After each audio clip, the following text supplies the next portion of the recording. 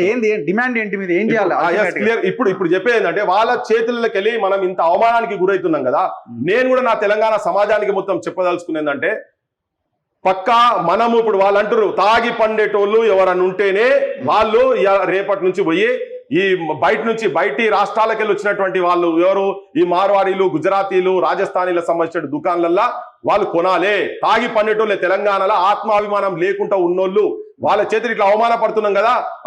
అటువంటి వాళ్ళే అవమానం నిజంగా కరెక్ట్ అనుకొని పోయేటోళ్ళు దండం పెట్టి పోయి మీరు కొనుక్కోరు. కానీ ఆత్మాభిమానం ఉండి ఈ గడ్డ బిడ్డలు అయితే మాత్రం మీరు వాళ్ళ దుకాణాలల్లో మనం వస్తు బహిష్కరణ చేయాల్సిన అవసరం ఉన్నది. వాళ్ళ దగ్గర కొనాల్సిన అవసరం లేదు.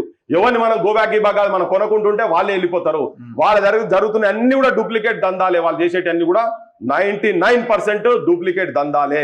సో వాళ్ళ దుకాణాలలో ఇప్పటి ఎందుకంటే ఇంత అవమానపరిచారు కదా. ఇప్పుడు నిజంగానే ఎవరన్నా నిజంగానే అది ఉంచితేనో వాళ్ళు పుక్కి నుంచి అన్ని ఉంచితే తినేటోళ్ళు ఎవరన్నా ఉండేది ఉంటేనే వాళ్ళు పోయి, ఎందుకంటే వాళ్ళు మాట్లాడిన మాటలు వాళ్ళ సంఘాలకు అధ్యక్షుడు మాట్లాడిన మాటలు చెప్తున్నాను. అటువంటి వాడు ఉంటేనే రేపు పొద్దుగాటి నుంచి వాళ్ళ దుకాణాలలో పోయి తినుండ్రి. అటువంటి వాళ్ళు అయితేనే నిజంగా రజాకార్ల వారసులు అని మీకు అనిపిస్తే మీరు నిజంగా రజాకారులు అనుకుంటే వాళ్ళ దుకాణాలలో పోయి కొనండి అని చెప్తున్నాను నేను ఇప్పటి నుండి. అది స్టార్ట్ చేద్దాం. అది ఇప్పటి నుంచి మొదలవుతుంది. తెలంగాణను కూడా గిట్నే అవమానపరిచిండ్రు. తాగి పంటరు వీళ్ళు అన్నారు. వాళ్ళ గతేమైందో వాళ్ళ పాలన పోయింది. ఇక్కడ వీళ్ళు కూడా మన వర్తకులను, మన వ్యాపారస్తులను, మన కొమటోళ్లను, మన పద్మశాలీలను, మన వృత్తిదారులను, మన విశ్వకర్మను, మన నాయి బ్రహ్మ అందరినీ కాపాడుకునేటువంటి ప్రయత్నము అది మన బాధ్యతనే ఉన్నది. వాళ్ళందరూ మనోళ్ళు, వాళ్ళు బతుకొచ్చిన వాళ్ళు అహంకారం ఎక్కువై బాధ్యత లేకుండా అవమానపరంగా చాలా ఘోరంగా మాట్లాడుతున్నారు వాళ్ళు. యావత్ తెలంగాణ ప్రజలు ఇదట మన సంస్కారం అట, మన సంస్కృతి అట తాగి పండేది వాడు ఇంకా అట్లనే చెప్తున్నారు వాళ్ళు. అది చెప్పుకుంటే ఇది సిగ్గు లేకుండా అన్ని రాజకీయ పార్టీలు ఇనుకుంటే ఎట్లా కూర్చుంటే నాకు అర్థమైతలేదు. ఇప్పుడు నేను అన్నా తాగుపోతుంటే అరే నేను తాగా, ముఖ్యమంత్రి కూడా తాగారు, పివి నరసింహరావు సంగతి మాకు ఎరకలే, అరే మాకేం చేత కాకపోతే 10 సంవత్సరాలు పివి నరసింహరావు ప్రధానమంత్రి ఎట్లా చేసిండు. మరి ఇప్పుడు రేవంత్ రెడ్డిని కూడా అడుగుదాం, తెలంగాణ సంస్కృతి అదేనా మరి అని చెప్తున్నాడు. ఇక్కడ అందరు అట్లనే ఉంటారు తెలంగాణ అని చెప్తాడు. నేను కూడా అట్లనే ఉంటాను, మీరు కూడా అట్లనే ఉంటారు. ఇంకోటి వీళ్ళు ఏంటంటే అసలు ఈ కొడుకులు పొద్దున్న లేస్తే వీళ్ళు బంగు తాగని బయటికి వెళ్ళరు. వీళ్ళు బయటికి రావాలి. గుట్కాలు తినకుండా ఎంతమంది 90 to 99% వాళ్ళు గుట్కాలు తంబాకులు తినకుండా బయటికి రారు. అది వాళ్ళ పరిచయం. అది ఇప్పుడు నేను బహిరంగ చెప్తున్నా, టెస్టులకు రాండి, ఎంతమంది వస్తారో టెస్టులకు మనం తీసుకొని పోదాం. ఏ మార్కెట్లలో ఎక్కడ ఏ దుకాణాలైనా కానీ ఇప్పుడు నేను ప్రభుత్వానికి కూడా చెప్తున్నా, ఎవరైనా ఎమ్మెల్యేలు మంత్రులు ఉంటారో వాళ్ళకు కూడా చెప్తున్నాం, మీరు చేయండి, ఒకసారి రేట్లు చేయండి, కొడుకులు చూడురు. మీరు మొత్తం సుల్తాన్ బజార్ రేట్ చేయండి, బేగం బజార్ రేట్ చేయండి, సికింద్రాబాద్ మార్కెట్లకు వచ్చి రేట్లు చేయండి. గత్తర లేస్తే తెలంగాణ మొత్తం అన్ని నిజాలు బయటకు వస్తాయి. వీళ్ళు చేస్తున్నటువంటి ఇల్లీగల్ దందాలు చాలా అప్పటికే బయట చాలా ఉన్నాయి. కాకపోతే వీళ్ళకి అధికారులు, మన రాజకీయ నాయకులు కూడా దాన్ని ఇన్వాల్వ్ అయినారు కాబట్టి వాళ్ళు ఆగడాలు నడుస్తున్నాయి. కానీ మీరు చేసేటువంటి తప్పుడు పనితోటి, పొరపాట్లతోటి, మీ స్వార్థాలతోటి, మీ పైసల గురించి, మీ కుటుంబాల గురించి మీరు యావత్ తెలంగాణ కుటుంబాలను మొత్తం ఇలా శ్మశాన వాటికలు చేసేటువంటి ప్రయత్నం చేస్తారు. ప్రతి ఒక్కరి జేబులు కట్ అవుతున్నాయి దాంట్లో.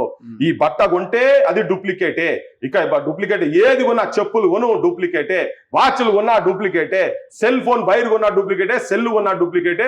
వాళ్ళు చేస్తున్న మెజారిటీ ఆఫ్ వాళ్ళ ఉత్తర హిందుస్థాన్కి వెళ్ళి వచ్చి చేసిన వాళ్ళందరూ మార్వాడీస్ కావచ్చు, గుజరాతీస్ కావచ్చు, రాజస్థానీస్ కావచ్చు. ఇది నేను పచ్చి వాస్తవం చెప్తున్నా. అమరుల సాక్షిగా చెప్తున్నాను. ఇవన్నీ చనిపోయిన తెలంగాణ ఈ ప్రాంత అస్తిత్వం గురించి చనిపోయిన వాళ్ళ సాక్షిగా చెప్తున్నా. మీరు ఎటువంటి వాళ్ళు అయితేనే వాళ్ళ దాంట్లో ఉండి మన రజాకారులు అయితే 100% పిలుపు. నేను ఇప్పటి నుంచి నేను ఇది మొదలు పెట్టదలుచుకున్నా, నేను మొదలు పెడతా. నాకు తెలుసు వాళ్ళు చాలా శక్తివంతులు, వాళ్ళు చాలా బలం ఉన్నది. వాళ్ళకి మీ మీద కూడా కేసులు పెట్టే అవకాశం ఆ ప్లానింగ్ లో కూడా ఉన్నారని అంటున్నారు. మరి వాస్తవమే. ఇక్కడ కాదట, గుజరాత్ లో పెడతారట, రాజస్థాన్ లో పెడతారట. నేను అన్న మాట ఏంటంటే, ఈ దేశంలో ఇక్కడ ఉండి ఇక్కడ సంపదను దోసుకుంటూ ప్రభుత్వానికి లెక్కలు చూపించకుండా ట్యాక్సులు కట్టనటువంటి వాళ్ళు దేశద్రోహులు అని చెప్పిన. అది ఎవరైనా పర్వాలేదని చెప్పిన. అది ఇక్కడోడైనా, బీహార్ వాళ్ళైనా, గుజరాత్ వాళ్ళైనా, రాజస్థాన్ వాళ్ళైనా అంటే దాన్ని పట్టుకొని ఏం చేశారు. అది నేనైనా కూడా అంతనే.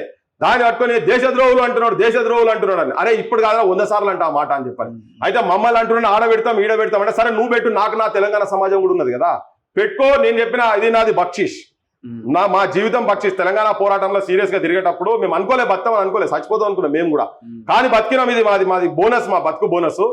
తెలంగాణ గురించి, ఈ ప్రాంత భవిష్యత్తు గురించి, ఈ ప్రాంత ఆత్మగౌరవం గురించి జైళ్లకు ఎన్నిసార్లు పెట్టేందుకైనా కానీ నా ఓటర్లు సిద్ధంగా ఉన్నారు. తెలంగాణలో నేను ఒక్కనిగా చాలా మంది ఉన్నారని చెప్పదలుచుకున్నా.